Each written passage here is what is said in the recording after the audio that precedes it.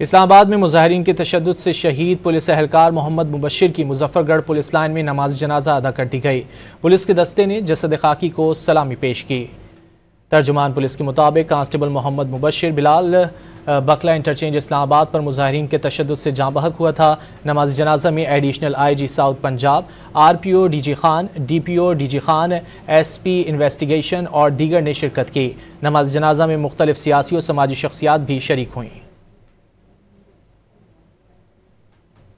इस्लामाबाद में मुजाहिरीन के तशद्दुद से शहीद पुलिस एहलकार मोहम्मद मुबशिर की मुजफ्फरगढ़ पुलिस लाइन में नमाज जनाजा अदा कर दी गई।